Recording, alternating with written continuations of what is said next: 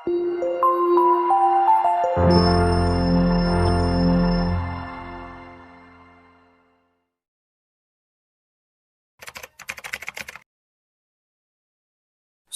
perjanjian Hudaybiyah, kaum kafir Quraisy mengkhianati perjanjian Hudaybiyah. Peristiwa ini jelas menodai perjanjian yang telah disepakati bersama antara kaum muslimin dan kaum Quraisy. Rasulullah Shallallahu Alaihi Wasallam menawari mediasi, namun apa yang terjadi selanjutnya? Mari kita bahas.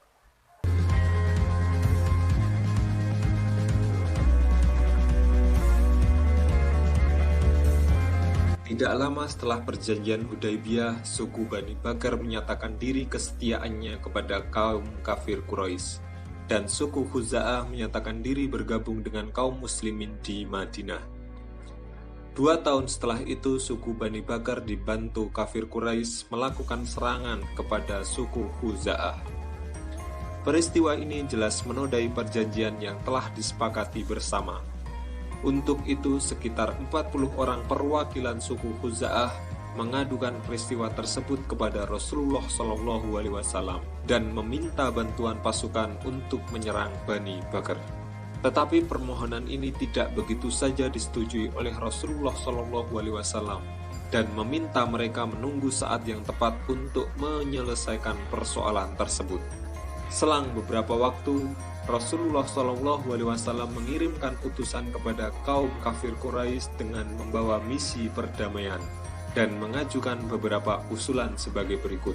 Orang Quraisy harus menghentikan persekutuan dengan Bani Bakar, atau orang Quraisy harus mengganti kerugian atas jatuhnya korban dari suku Khuza'ah, atau orang Quraisy harus menyatakan pembatalan terhadap perjanjian Hudaybiyah.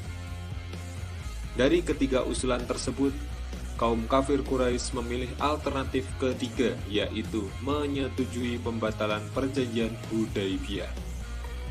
Kenyataan ini membuat tidak ada pilihan lain bagi Rasulullah SAW selain mempersiapkan pasukannya untuk melawan kafir Quraisy. Untuk itu, Rasulullah SAW menyiapkan pasukan paling besar sepanjang sejarah. Melihat keseriusan Rasulullah SAW dengan kesiapan pasukannya, Abu Sufyan merasa menyesal dengan menyepakati pembatalan perjanjian Hudaybiyah. Dalam waktu yang singkat, Rasulullah SAW berhasil mengumpulkan 10.000 pasukan yang siap bergerak menuju Mekah. Tujuan Rasulullah SAW mengumpulkan pasukan bukanlah untuk memerangi kafir Quraisy, tetapi untuk menakut-nakuti mereka, memberikan peringatan dan penjelasan kepada kaum kafir Quraisy bahwa kini Islam telah mengalami perkembangan yang sangat pesat dengan kekuatan pasukan yang sangat besar. Rasulullah SAW membagi pasukannya menjadi 4 bagian, dari utara, selatan, barat, dan timur, sehingga kota Mekah terkepung dari 4 penjuru. Masing-masing pasukan memasuki kota Mekah mengikuti petunjuk Rasulullah SAW. Hal ini menyebabkan orang-orang kafir Quraisy tidak mampu melawan kekuatan umat Islam yang sangat besar tersebut.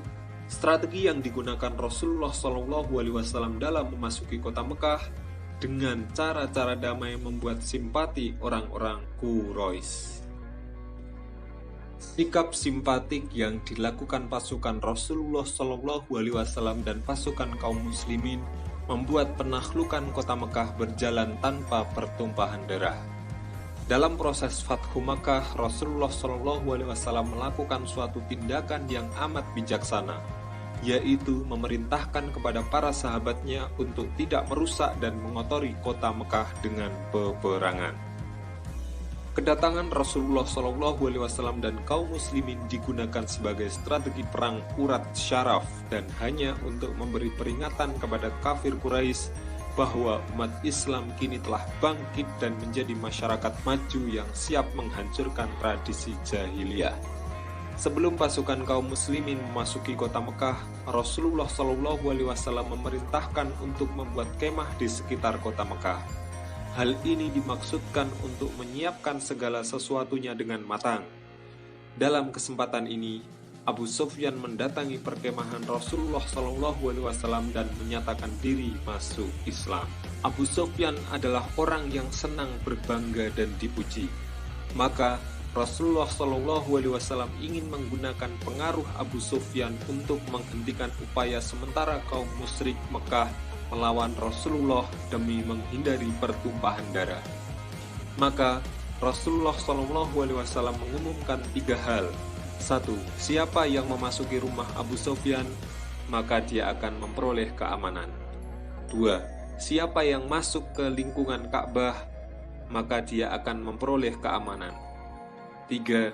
Dan siapa yang tinggal di rumahnya, menutup pintunya, maka dia pun akan mendapatkan keamanan.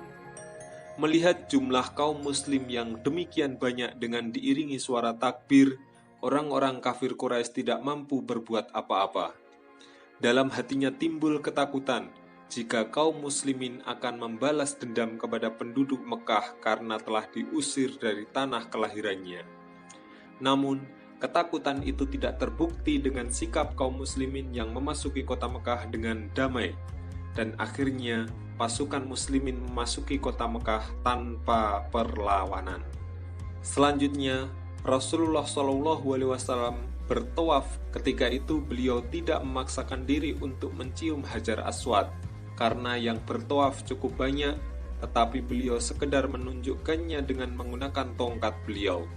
Itu sebagai pengajaran kepada umatnya agar tidak berdesakan, apalagi bertengkar dalam upaya mencium Hajar Aswad. Ketika itu, di sekeliling Ka'bah ada sekitar 360 buah patung dan berhala. Rasulullah SAW menghancurkan patung dan berhala itu dengan tongkat atau panah beliau sehingga berjatuhan menjadi berkeping-keping. Ketika Rasulullah SAW mendekati Ka'bah, Rasul memerintahkan Bilal bin Rabah untuk naik ke atas puncak Ka'bah dan mengumandangkan azan untuk pertama kalinya di Mekah. Setelah penaklukan kota Mekah, manusia berbondong-bondong memeluk Islam. Pada tahun ke-10 Hijriah, Rasulullah SAW melaksanakan ibadah haji, dan itulah satu-satunya ibadah haji yang dilakukan beliau bersama 100.000 orang. Haji Wada adalah haji yang dilakukan oleh Rasulullah SAW pada tahun 10 Hijriah. Dinamai demikian karena ketika itu Rasulullah SAW berpamitan dengan umatnya dan menyatakan bahwa siapa tahu aku tidak dapat lagi bertemu kamu semua setelah tahun ini. Rasulullah SAW mendorong kaum muslimin untuk ikut berhaji dengan beliau. Rasulullah SAW bermaksud menunjukkan kepada semua kaum muslimin bagaimana berhaji yang sebenarnya, sesuai yang diajarkan Allah Subhanahu wa Ta'ala kepada Nabi Ibrahim alaihissalam dan yang disyariatkan pula kepada Rasulullah SAW dan umat Islam yang mampu melaksanakannya. Ajakan Rasulullah SAW disambut antusias oleh seluruh kaum muslimin yang selama ini sudah memendam rindu dengan Ka'bah. Maka berdatanglah kaum muslimin dari seluruh penjuru hingga berkumpul 100.000 jamaah menuju Baitullah memenuhi panggilan Allah. Pada hari Sabtu tanggal 25 Zulqa'dah tahun 10 Hijriah setelah sholat duhur 4 rakaat di Masjid Nabawi dan menyampaikan beberapa tuntunan berkaitan ibadah haji, Rasulullah SAW beserta rombongan berangkat menuju Zi Al-Hulaifah yang merupakan mikot penduduk Madinah. Pada hari ke-8 bulan Zulhijjah, yaitu bertepatan dengan hari Tarwiyah, beliau berangkat menuju Mina dan sholat 5 waktu di sana. Pada paginya, beliau menetap sebentar sampai matahari terbit.